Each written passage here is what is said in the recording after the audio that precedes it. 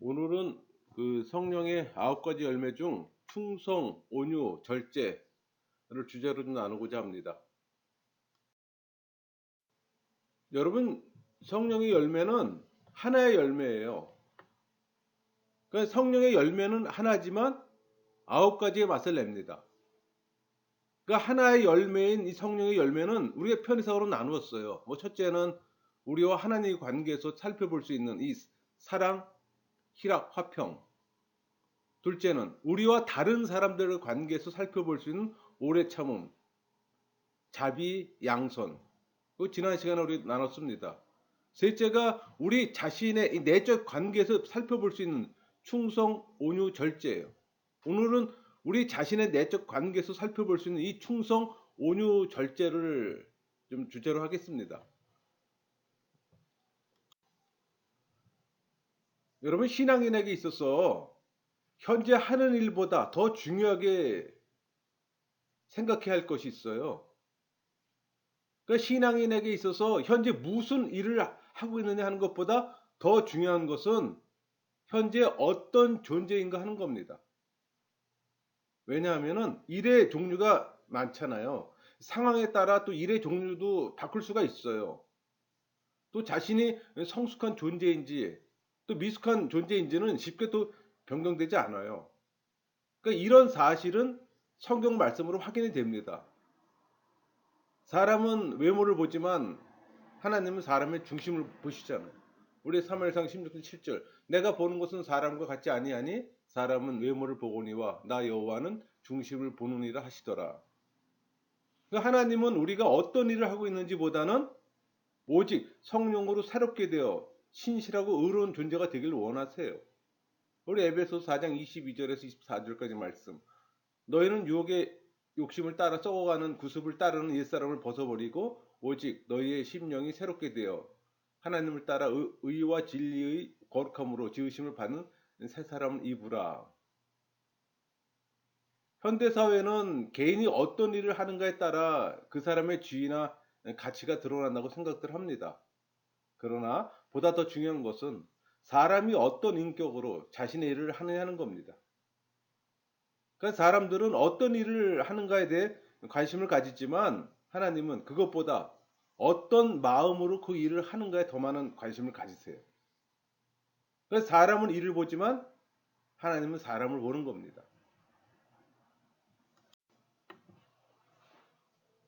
자신의 사역을 감당하기 위해서 신앙에는 어떤 성령의 열매를 맺어야 할까요?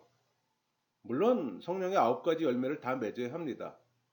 그러나 자신에게 이 주어진 사역을 잘 감당하기 위해서 성도는 충성과 온유와 절제와 같은 성령의 열매를 맺어야 하는 겁니다.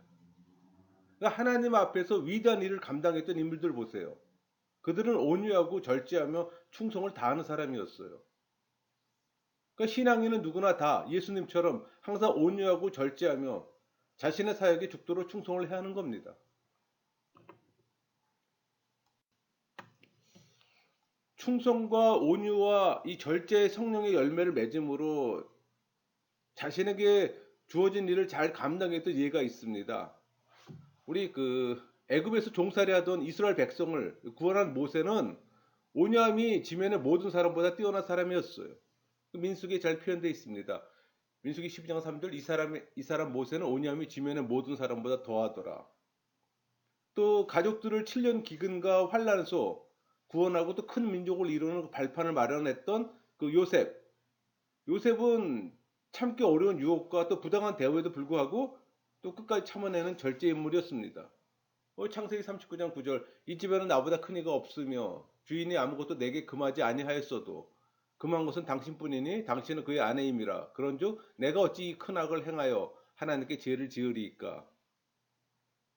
또 이방인의 사도로 부름받아 복음 증거에 목숨 바쳤던 우리 사도 바울. 사도 바울은 끝까지 하나님의 교회를 위해 충성한 인물이었습니다. 우리 사도행전 20장 24절 내가 달려갈 길과 주 예수께 받은 사명 곧 하나님의 은혜의 복음을 증언하는 일을 마치려 하면은 나의 생명조차 조금도 귀한 것으로 여기지 아니하노라. 여러분 성경에서 말하는 충성이란 뭘 의미할까요? 보통 우리 충성이라고 하면 이 참마음에서 우러나는 정성을 의미합니다. 그러니까 사람들은 자기 마음에서 우러나는 이 정성을 어떤 추구하는 목표나 가치에 따라 여러 가지 대상에게 바쳐요. 뭐 어떤 이는 나라나 가정, 직장, 사회 등에 또 충성을 다합니다. 또 어떤 이는 뭐 명예나 행복, 일, 돈 이곳에 온갖 정성을 또 다 기울여요. 또 어떤 이들은 취미나 오락, 레저, 먹는 것 등에 또 정성을 쏟기도 합니다.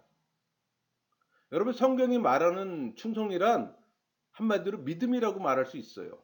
우리 마태복음 24장 45절 충성되고 지혜 있는 종이 되어 주인에게 그 집 사람을 맡아 때를 따라 양식을 나눠줄 자가 누구냐.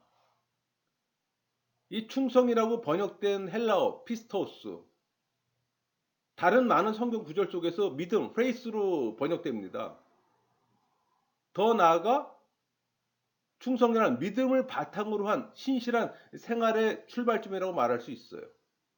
그러니까 삶 가운데 진정으로 하나님께 순종하는 마음을 가지고 또 성령께서 주시는 이 충실함, 또 신실함, 또 성실함을 다하는 걸 가리키기도 합니다. 신앙인이 충성을 바쳐야 할 대상은 누구일까요? 뭐 당연히 성부 하나님입니다. 성도가 충성을 다해야 하는 분은 이 창조주 하나님 외에 그 누구일 수도 없어요. 우리 출애굽기 20장 2절 나는 너를 애굽 땅 종 되었던 집에서 인도해낸 내 하나님 여호와니라.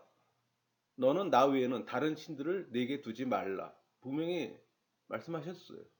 여러분이 진정 신앙인이라면 하나님 외에 그 어떤 우상들에게도 충성을 맹세할 수는 없습니다. 그리고 하나님의 명령에 따라 또 이웃에게도 충성을 다해야 합니다. 예수 그리스도께서 주신 이 새 계명의 골자는 하나님을 사랑하듯 내 이웃을 내 몸과 같이 사랑하라는 겁니다. 성도는 하나님의 사랑으로 오직 믿음을 가지고 이웃에게도 충성해야 하는 겁니다.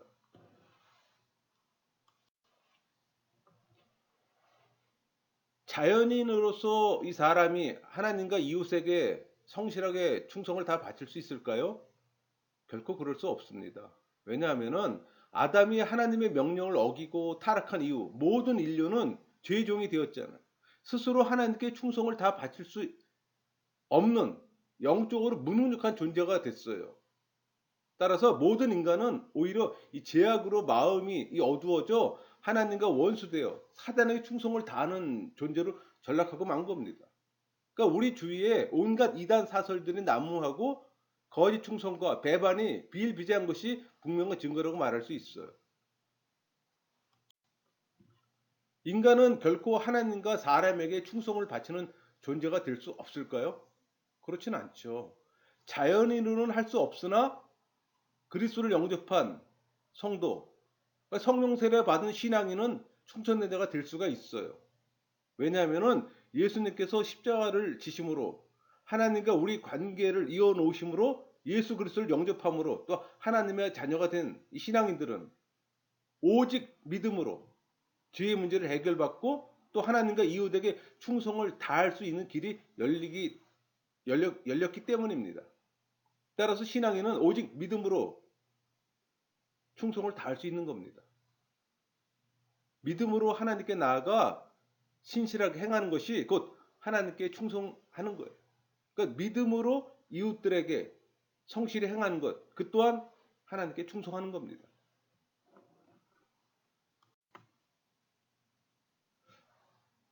하나님과 이웃에게 믿음으로 신실하게 대하려는 신앙인은 자기 자신에 대해 어떻게 충성해야 할까요?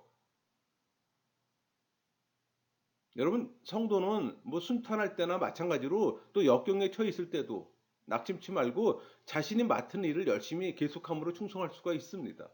우리 역대하 31장 20절 21절 히스기야가 온 유다에 이같이 행하되 그의 하나님 여호와 보시기에 선과 정의와 진실함으로 행하였으니 그가 행하는 모든 일 곧 하나님의 전에 수종되는 일에나 율법에나 계명에나 그의 하나님을 짓고 한 마음으로 행하여 형통하였더라. 삶은 항상 편하고 유쾌할 수만은 없습니다.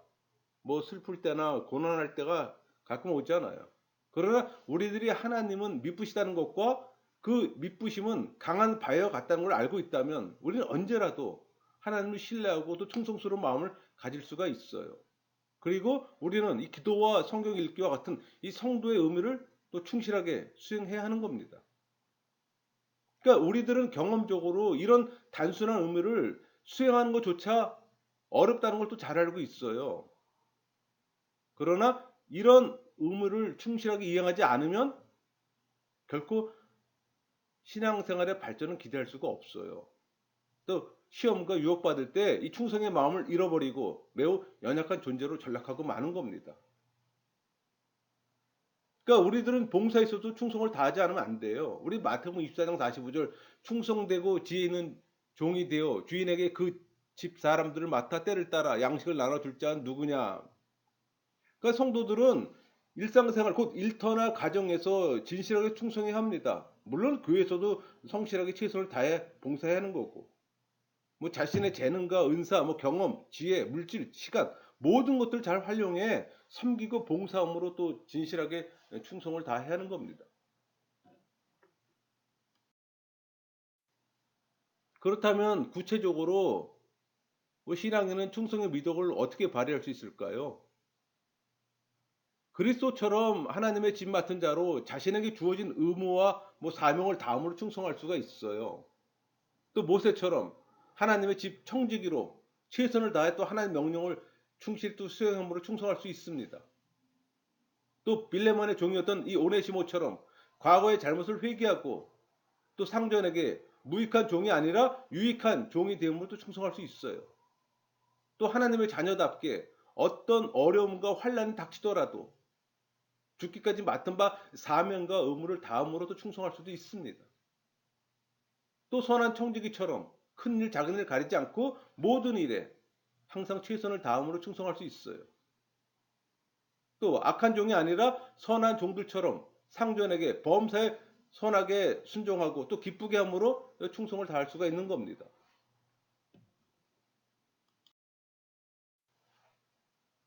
여러분 충성을 다하는 자들에게 주어지는 이 영광스러운 상급은 뭘까요? 기대되지 않습니까? 보다 많은 것을 맡게 되면 더 큰 일에 충성하게 되는 겁니다. 악하고 게으른 종은 있는 것을 보존하려다가 있는 것조차 빼앗기고 결국 저주를 받았지만 착하고 충성된 종은 열심히 일함으로 보람을 느끼고 또 남김으로 칭찬을 받고 더 큰 축복을 받았어요. 그게 우리 누가복음 16장 10절 말씀이잖아요. 지극히 작은 것에 충성된 자는 큰 것에도 충성되고 지극히 작은 것에 불의한 자는 큰 것에도 불의하니라. 또 타인을 가르치며 지도할 수 있는 복을 받게 됩니다. 디모데후서 2장 2절. 또 내가 많은 증인 앞에서 내게 들은 바를 충성된 사람들에게 부탁하라. 그들이 또 다른 사람들을 가르칠 수 있느니라. 지도자는 그저 하늘에서 뚝 떨어진 사람이 아니에요. 다른 사람에게 가르침을 받고 또 성실하게 순종하는 사람이 또 다른 사람을 또 가르치고 지도할 수가 있는 겁니다. 모세의 종 여호수아가 대표적이잖아요. 그가 성실하게 모세의 지도를 받고 충성되게 순종함으로 또 이스라엘의 위대한 지도자가 되었어요. 또 자손들이 복을 받게 됩니다. 우리 느헤미야 9장 8절 그의 말씀이 주 앞에서 충성됨을 보시고 또 그의 씨에게 주리라 하시더니 그 말씀대로 이루셨사오며 주는 의로우심이로소이다.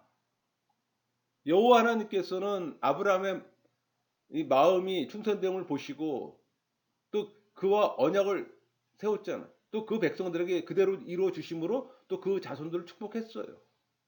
이처럼 하나님 앞에 충성을 다한 사람은 자신은 물론 그 자손들까지 복을 받게 됩니다. 또 주님의 즐거움에 또 참여하게 됩니다. 우리 마태복음 25장 23절 그 주인이 이르되 잘하였도다 착하고 충성된 종아 내가 적은 일에 충성하였음에 내가 많은 것을 내게 맡기리니 내 주인의 즐거움에 참여할지어다 하고 이 세상에 여러 가지 즐거움이 있으며 또 그 모든 것은 이 세상에서 끝이 나는 유익한 것이지만 주님께서 주시는 기쁨은 영생하도록 솟는 샘물이기에 영원한 겁니다. 그러니까 주님의 잔치자리에서 주님과 함께 앉아 떡을 먹고 잔을 마시고 나눌 걸 한번 생각해 보세요. 그 얼마나 감사하고 기쁜 일인지. 또 마지막으로 생명의 면류관을 받게 됩니다. 우리 요한계시록 2장 10절 내가 죽도록 충성하라 그리하면 내가 생명의 권을 네게 주리라. 고된 인생길을 살아가면서 때론 절망하고 좌절할 수 있어요. 그러나 끝까지 인내하며 죽도록 충성하면 일한 대로 우리는 그 상급을 받게 될 뿐 아니라 결국 생명의 면류관을 쓰게 될 겁니다. 기대해 보세요. 온유. 여러분, 온유란 과연 무슨 의미일까요? 사실 신앙생활에서 이 단어의 바른 의미를 나누는 건 굉장히 중요합니다. 이 순하다, 다른 사람들에게 부드럽게 대한다는 뜻의 온유란 일반적으로 온하고 부드러운 성품을 말합니다. 구약에서는 아나우, 가난하고 고난을 받는 의미로 쓰였어요. 우리 시편 25편 9절 온유한 자로 정의로 지도하시며 온유한 자에게 그의 도를 가르치시로이다. 험불이죠, 험불. 그러니까 신약에서는 플라우테스, 그러니까 성령이 만드시는 내적 자세를 의미하는 말로 사용되었어요. 우리 갈라디아 5장 23절 온유와 절제니 이 같은 것을 금지할 법이 없느니라. 성경에서 이 온유는 따뜻하고 부드러운 마음씨, 그 이상으로 비록 고난 가운데 있을지라도 성령의 역사로 이 변경되지 않는 겸손이나 자비로운 행동을 나타내는 데 사용되었어요. 온유함을 그 소심함이나 또 비겁함으로 또 오해하는 분들이 있어요. 여러분 성경 어디에도 이 말을 소심함이나 또 비겁함을 나타내는 말로 사용된 적은 없습니다. 온유함이 지면의 모든 사람보다 월등히 뛰어난 모세를 보세요. 우리 민수기 12장 3절 이 사람 모세는 온유함이 지면의 모든 사람보다 더하더라. 그는 결코 소심하거나 비겁한 성품을 지닌 사람이 아니었어요. 오히려 외유 내강의 성품을 지닌 단호하면서도 겸손한 지도자였습니다. 물론 세상 사람들은 온유한 사람을 유약하고 소심하며 비겁한 사람으로 오해할 수 있어요. 그러나 이것은 잘못된 생각입니다. 우리 잠언 16장 32절 노하기를 더디하는 자는 용사보다 낫고 자기의 마음을 다스리는 자는 성을 빼앗는 자보다 나으니라 증거하잖아요. 그러니까 온유함이 없이 용감하기만 한 영웅들 주위에 사람들이 모인다고 하지만 끝까지 남아있지는 않습니다. 그러나 겉으로 용감하게 보이지 않더라도 온유한 지도자에겐 사람들이 모이되 끝까지 신의를 버리지 않아요. 여러분 그 신앙인이 온유한 성품을 지니려면 예수님께 배워야 합니다. 그러니까 예수님은 부드러운 음성으로 우리들을 제자로 초대하고 있어요. 우리 마태복음 18장 11장 28절 29절 수고하고 무거운 짐진 자들아 다 내게로 오라 내가 너희를 쉬게 하리라. 나는 마음이 온유하고 겸손하니 나의 멍에를 메고 내게 배우라. 그리하면 너의 마음이 쉼을 얻으리니. 죄짐에 눌려서 허덕이는 사람에게 우리는 결코 온유함의 진수를 배울 수가 없습니다. 이 온유함이 지면의 모든 사람보다 월등히 뛰어났던 모세도 백성들 앞에서 혈기를 부리며 반석을 2번 치는 실수를 하고 말았어요. 이처럼 온유함이 뛰어난 모세조차 완전한 스승은 될 수가 없는 겁니다. 그래서 우리는 구약의 어떤 인물보다 예수 그리스도를 묵상하는 게 굉장히 중요해요. 그러니까 우리의 성품을 바르게 길들이고 길러주신 분은 오직 한 분 예수 그리스도 외에는 없음을 우리가 기억해야 하는 거예요. 그래서 겸손한 마음으로 늘 예수님께 나아가고 예수님을 묵상함으로 인해 하나님의 성품을 우리 안에서 꺼집어낼 수가 있는 거예요. 여러분 말씀 보지 않고 묵상하지 않으면 결코 그런 건 여러분에게 체득화될 수가 없어요. 그래서 제가 늘 말씀드리는 게 말씀을 읽고 묵상하는 거 굉장히 중요하다고 말씀드리는 게 바로 그런 이유입니다. 성령이 우리한테 하시는 일이 우리 안에서 하나님의 성품을 꺼집어내는 일이잖아요. 근데 여러분이 성령의 내적 음성을 듣지 않는다? 성령의 인도하심을 받지 않는다? 성령의 지배를 받지 않는다? 그럼 여러분들은 이 성령의 열매를 결코 우리 안에서 꺼낼 수가 없는 겁니다. 후히 주시고 꾸짖지 아니하시는 주님은 또 우리에게 넘치도록 온유함을 부어 주실 겁니다.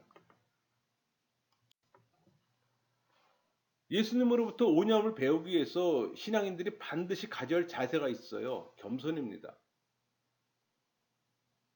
이것은 사람이 하나님 앞에서 마땅히 취할 자세입니다. 결코 겸손하게 주님 앞에 무릎 꿇지 않고서는 온유함을 배울 수가 없어요. 예수님을 묵상하지 않고서는 결코 온유를 경험할 수가 없습니다. 여러분, 온유하려면 먼저 겸손하세요. 또 겸손한 자만이 예수님을 묵상할 수가 있는 겁니다. 또 예수님 앞에 무릎 꿇을 수 있는 거고. 하나님의 은혜와 축복을 맛보지 못하는 가장 큰 이유는 바로 교만 때문입니다. 여러분, 아담과 하와는 하나님과 같이 데렸던 그 교만 때문에 하나님의 모든 은혜와 축복을 다 잃어버렸잖아요. 여러분, 진정 온유하고 싶으세요? 그럼 눈을 들어 하나님이 창조한 세계를 바라보세요. 그리고 죄로 시들어가는 자신을 보세요.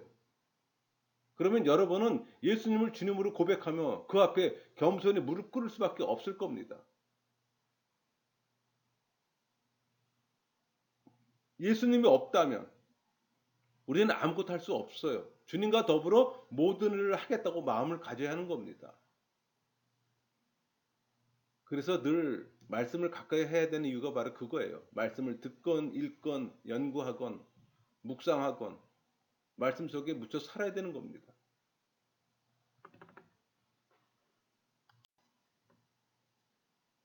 신앙인이 겸손해야 될 이유가 있어요. 여러분, 교만이 주님의 은혜에서 벗어나는 첩경이라면 겸손은 주님의 은혜를 받는 지름길이기 때문에 우리 야고보 4장 6절 그러나 더욱 큰 은혜를 주시나니 그러므로 일렀을 때 하나님이 교만한 자를 물리치시고 겸손한 자에게 은혜를 주신다 하였느니라. 골짜기 물은 낮고 낮은 곳으로 흘러가듯이 주님의 은혜도 겸손히 자기를 낮추는 신앙인에게 흘러갑니다. 교만이 사단이 주는 마음이라면 겸손은 성령 하나님이 주시는 마음이에요. 우리 마태복음 7장 29절 나는 마음이 온유하고 겸손하니 나의 멍에를 메고 내게 배우라. 그리하면 너의 마음이 쉼을 얻으리니.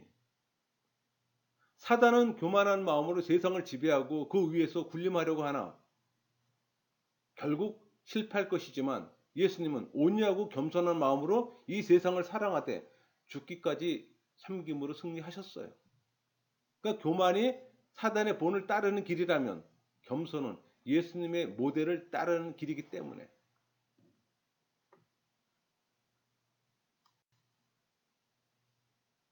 아침의 아들 김영성 이 루시퍼는 전능하신 하나님처럼 데려다 타락했잖아요. 지금도 그 미련을 못 버리고 세상을 주도하려고 분투하고 있어요. 그러나 겸손의 하나님의 뜻을 따라 우리의 손과 발을 씻기시되 십자가의 보혈로 우리 죄까지 씻어주신 주님은 성령을 보내어 우리를 인도하고 보호하고 계십니다.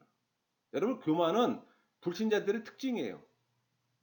또 어쩔 수 없는 태도지만 이 겸손은 여호와의 택함 받은 성도들의 특징입니다. 또 마땅한 태도이기 때문에 우리 에베소 4장 1절 2절 볼까요? 그러므로 주 안에 갇힌 내가 너희를 권하노니 너희가 부르심을 받은 일에 합당하게 행하여 모든 겸손과 온유로 하고 오래 참음으로 사랑 가운데 서로 용납하고 골로새 3장 12절 하나님이 택하사 거룩하고 사랑받는처럼 궁일과 자비와 겸손과 온유와 오래 참음을 옷 입고 또 베드로전서 3장 8절 마지막으로 말하노니 너희가 다 마음을 같이하여 동정하며 형제를 사랑하며 불쌍히 여기며 겸손하며. 그러니까 예수의 마음을 모르는 사람들은 순간 불끈거리며 치솟는 이 거친 마음을 어떻게 다스릴지는 몰라요. 그러나 예수 그리스도의 영으로 인도를 받는 신앙인은 거친 마음을 다스리며 또 온유한 마음을 또 교만한 마음을 다스려서 이 겸손한 마음을 가질 수가 있는 겁니다.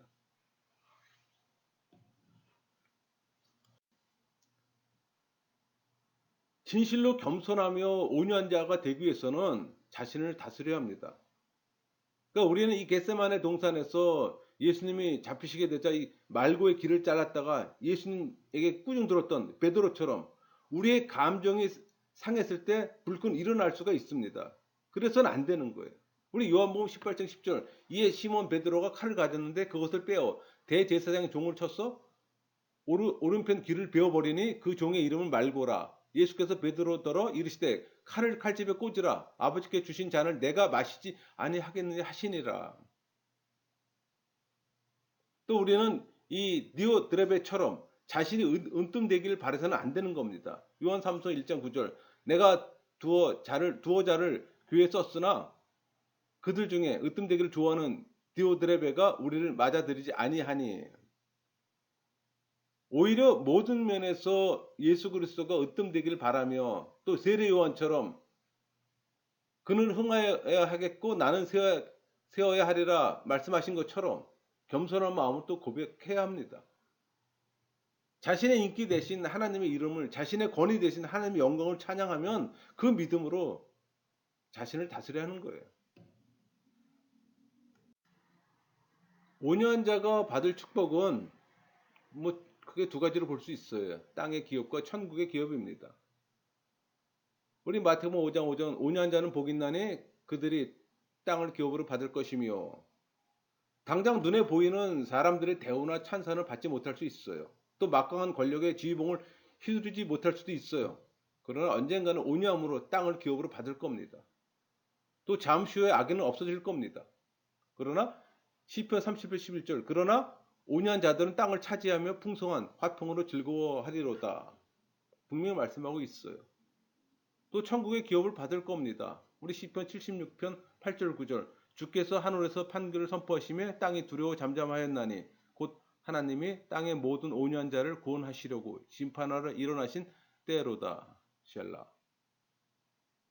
그러니까 성도가 이 땅을 차지하는 축복도 귀하지만 천국의 기업을 받는 것은 너무나 소중한 영원한 축복이에요. 사악한 자는 심판의 날에 저주를 받지만 온유한 자는 여호와의 분노의 날에 승김을 받고 또 천국 기업에 동참하는 축복을 누리게 되는 겁니다.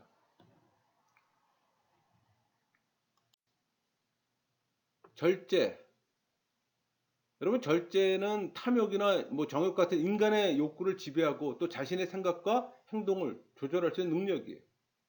그러니까 절제는 자신을 제어하는 능력이에요. 극기, 자기제어, 자제. 우리 영어로 셀프 컨트롤이죠. 그 사람은 스스로 자신을 절제할 수 있는 통제력을 가지고 있을까요? 물론 사람에 따라 정도의 차이는 있어요. 어느 정도 자신을 제어할 수 있는 능력은 있습니다. 어떤 사람은 쉽게 분노하지만 또 어떤 사람은 잘 참아요. 또 다른 사람은 절제하지 못하지만 어떤 사람은 또 술을 절제할 줄도 알아요. 이처럼 참는 정도의 차이가 각 개인에 따라 다릅니다. 분명 이성적 피조물인 사람은 동물에 비해 자신을 제어할 수 있는 능력이 있어요. 그러나 절제하는데 이처럼 각자 정도의 차이와 내용의 차이가 있다는 말을 바꾸면 사람마다 온전히 절제하지 못하고 잘 참지 못하는 부분도 있다는 걸 또 의미합니다. 그러니까 이런 면에서 사람은 스스로 자신을 절제할 수 없는 존재이기도 해요. 그러니까 이런 사실을 바로 아는 것이 매우 중요해요. 여러분, 인간은 결코 절대자 하나님이 아닙니다. 그렇다고 또 이성이 없는 동물도 아니에요. 따라서 사람은 하나님처럼 온전하게 인내하지 못합니다. 또 그렇다고 동물처럼 자기의 원초적 본능만을 따라 행동하지도 않아요. 사람은 욕구를 제어할 수 있는 능력은 있지만 완전히 제어하는 능력이 없는 겁니다. 우리 고린도전서 9장 27절, 내가 내 몸을 복종하게 하면 내가 남에게 전파한 후에 자신이 도리어 버림을 당할까 두려워함이로다. 사람이 절제를 잘하는 보다 성숙한 존재가 되기 위해서는 왜 절제하지 못하는 존재가 되었는지 바로 아는 게 중요합니다. 그러니까 최초의 사람 아담은 하나님의 형상을 따라 지음받았기에 절제의 능력이 있었어요. 그러나 이 간교한 사담의 꼬임에 빠져 범죄함으로 스스로 절제 능력을 포기하고 말았던 겁니다. 따라서 스스로 절제할 수 없는 이 미숙할 수밖에 없게 된 것은 근원적으로 인간의 죄 때문인 걸 알아야 되는 거예요. 여러분, 그래서 구속주 예수 그리스도를 바로 믿어야 하는 겁니다. 예수를 믿으면 죄의 문제를 해결받고 절제 능력이 길러져요. 이 땅에서 온전히 절제하고 자신의 몸을 흠이 없는 제물로 하나님 앞에 드린 분이 예수님밖에 없잖아요. 따라서 사람이 결코 절제할 수는 없어요. 죄의 문제를 해결하시고 절제 이 모범을 보여주신 예수 그리스도를 나의 구주로 영접하고 그 주인 되신 그리스도의 그 명령을 따라 그의 종으로 살아가는 성도는 그리스도 안에서는 절제할 수 있는 겁니다. 창조주 하나님과 구속주 예수님, 보혜사 성령의 도움을 받아야 하는 거예요. 우리 디도서 2장 12절 우리를 양육하시되 경건하지 않은 것과 이 세상 정욕을 다 버리고 신중함과 의로움과 경건함으로 이 세상을 살고. 그러니까 하나님께서는 당신을 의지하는 자를 결코 고아처럼 버려두지 않아요. 하나님은 그러니까 성부 하나님과 성자 하나님은 성령 하나님을 출송하사 우리 영혼 속에 내주하시면서 일을 하게 하셨어요. 그 성령의 지배를 받아 예수의 영으로 살아가는 성도는 이 성령의 힘과 능력으로 절세할 수 있는 겁니다.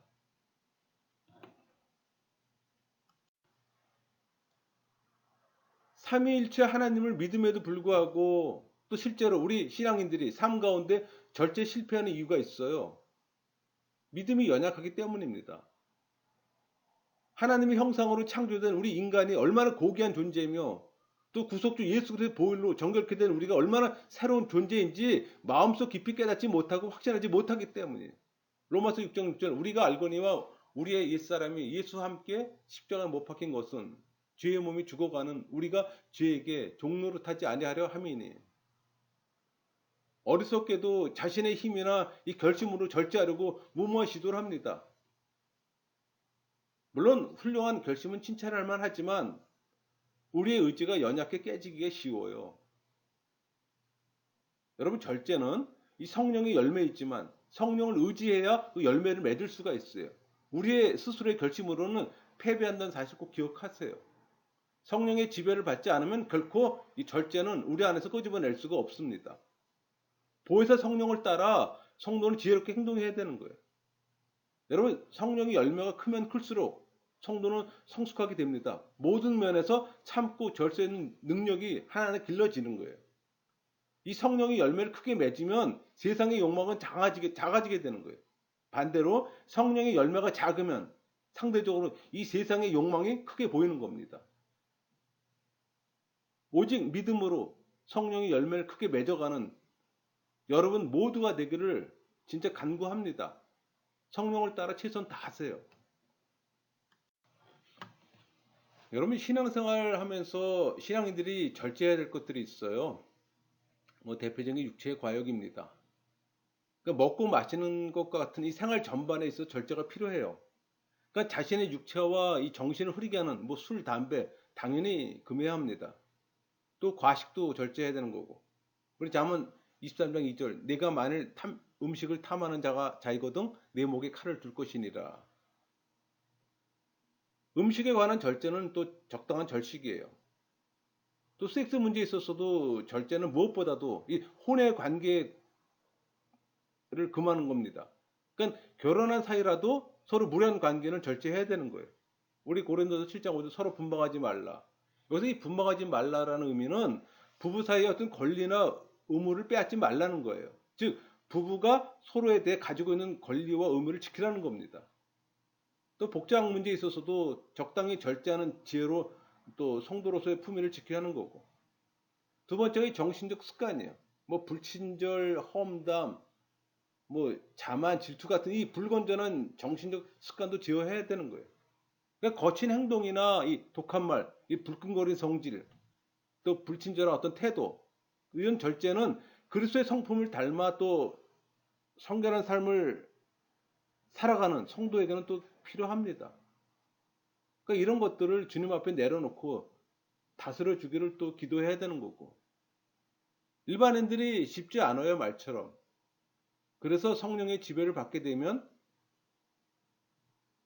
성령의 도우심으로 또 그게 가능한 겁니다. 여러분 모두가 성령의 지배를 받는 신앙인 되기를 소망합니다. 말씀을 마치겠습니다.